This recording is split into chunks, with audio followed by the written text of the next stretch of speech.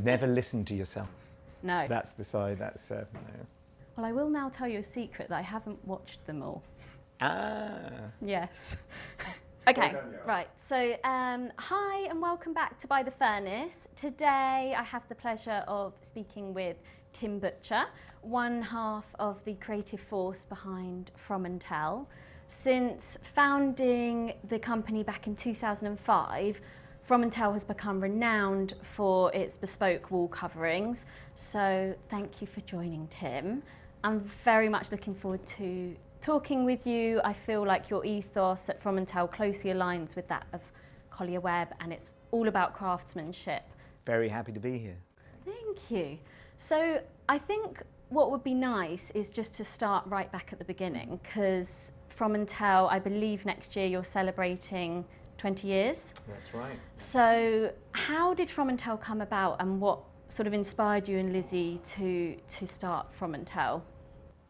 Both Lizzie and I have a deep, deep love and appreciation of art, design, craftsmanship, but primarily how that's all embodied and expressed in the decorative arts. I'm a weaver by training. Lizzie is a fine draftsman, textile artist, textile designer. And we really both wanted to explore further this transformative power of beautiful decorative arts, and just how important it is to surround oneself with beauty for a good life. And we were just passionate and obsessed with the idea, and it seemed the natural thing was to do it ourselves. So I'd been traveling to China for quite a long time, and was working with many artists and traditional Chinese painters. And through the years previously, I'd discovered the medium of wallpaper, and particularly Chinese wallpaper. And when I think back, it doesn't even feel like there was a decision. It's just what we had to do. Yeah. You know, we wanted to explore this further. We wanted to, immerse ourselves in classical design and history, but make it wholly new and do it now. And so it just seemed the only thing to do. It really, in many ways, didn't feel like a choice. It's who we are, and it's what we just very always must do. natural. And absolutely, it was just something we embraced and felt a need to do. yeah, it's interesting because everyone that I have spoke to through these conversations, they've all sort of said a very similar thing, in that they've always known that's what they wanted to do from a really young age, and it's just sort of, it's happened. I think it's the heart of your values and passion are around these things. They are a necessity. Doing that is a necessity. And Lizzie and I think the thing which triggered it was we got married the same month that we founded the company. Oh, wow. And it all just, which was, taking on a lot, but it felt like an expression of the same thing. These our lives, our partnership, what we do together, and this urgent desire to take it forward. Yeah. And to create. And how did you, when you started that journey, how did you balance that? You've got married, you've started the company in the same month. How did you balance that? How did we balance it?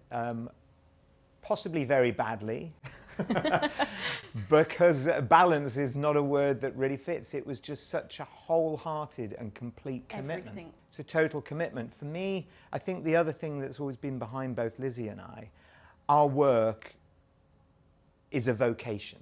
Yeah. Our work is our lives, yeah. and an expression of our lives.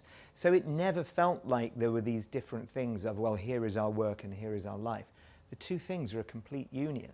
And as they were and as they are, in what we produce, in what yeah.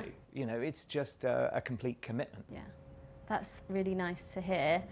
And I think, with every business, you come across challenges. So you're on this journey with Fromental. You started the company, and I think there's either challenges or risks that you'll come across. And I think for Collier Webb, for us, our biggest sort of step was when we opened a showroom on Fulham Road. And for us, we were in the countryside. We didn't have any marketing. No one really knew about us. It was, you stumbled across us, and that's how it worked. But we did it, and like you said, we put everything into it, and it worked for us. Did you come across any of those key moments or challenges?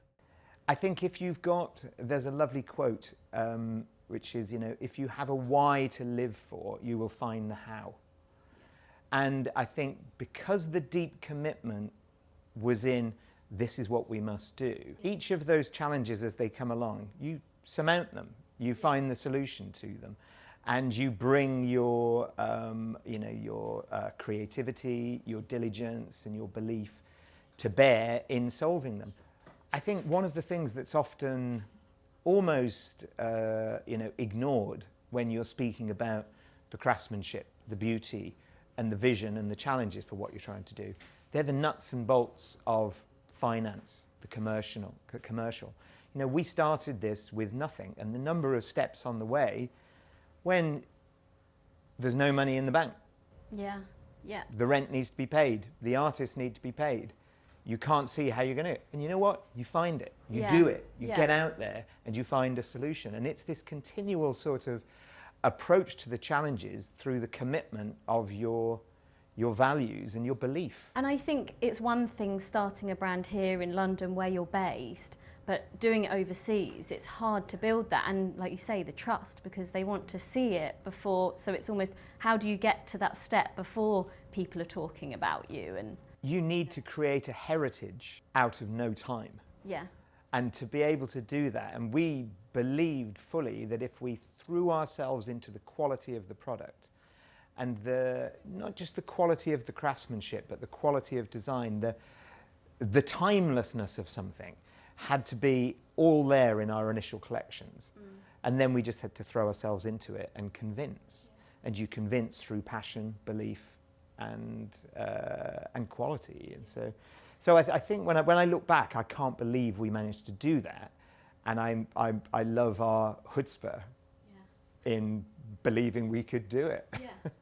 It's interesting because one of the bits that I love most about my job is I get to be involved in all the departments and all the processes, but it's to a certain level because you only have so much time, so you can't own one project. You have to, trust your team and let them run with it. And a lot of the time, we have a product designer here who will design a product 10 times better than I would, but we'll still meet weekly. I'll be involved and we'll look at it from different points of view. He looks at it from more creative, he's been involved in bespoke, and then I might look at it from more a commercial point of view. And it's just having both of those views. It's necessary for it to evolve well. I think no organisation is anything without the team. Yeah. And although that imperative comes in at times when you're defining roles, it's the individuals within those roles who actually make things happen. And those people run across different threads to it as well. Obviously, with so much of our product being hand painted, embroidered, and these very skill and time intensive techniques, there's those individuals who are applying those techniques are clearly fundamental to maintaining the values and the ethos of what we do, just the quality, the execution. And so each of those people brings a huge amount to it there, but in the same in other parts of the team. Every order, even if it's a standard design, is a collaborative process with a client. And it's an experience and a journey which we need to go through with as much of an attitude to, a commitment to quality and execution in the service as well as in the product. So, everyone must bring those same values to bear in delivering every part of what we do and every project in which we do.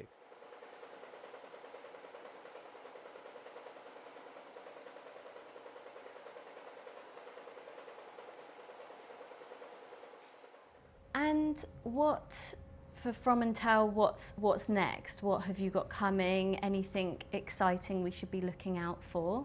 Well, it's, as you mentioned in your introduction, next year we're celebrating 20 years. And that is a time to be taking stock. And we went through in a lot of different thinking of what we may want to do to mark that. And rather than marking it in any particular way, we really are trying to look back and revisit many of the things we've done, but revisit them and reinterpret them. Now, one of the things that I've found really fascinating and satisfying over the years has been the collaborations which we've done as a company. So we've embarked on a number of collaborations, but slightly more unexpected ones. So we're collaborating with people outside of our field. And what we want to do is, with each of them, dive into the archive and the sketchbooks and the scrapbooks of our 20 years and revisit them through the lens of another creative person.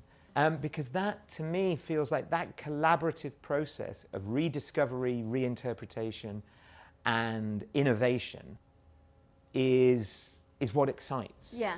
And so I'm excited to see what comes out of those collaborations.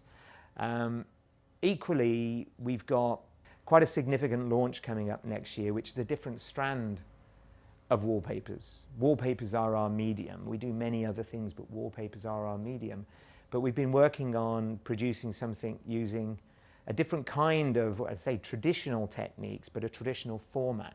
More normal printed wallpapers, perhaps more accessible, where we can celebrate all of our craftsmanship and artistry, but bringing them out in a way which may be less niche. We often forget just how niche we are from a price point of view. You know, what we make is exquisite and beautiful, but it's not accessible to many people.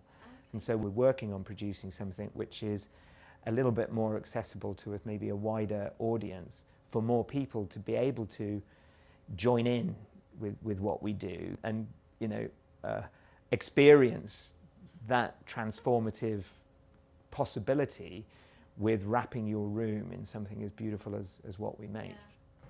It's very easy to go down the route of where you were saying about having a niche range, and I feel we're quite fortunate in our bespoke work that we see what's coming and we can see, you know, what people want, which can help us, you know, widen your ideas slightly just in terms of what people are asking for.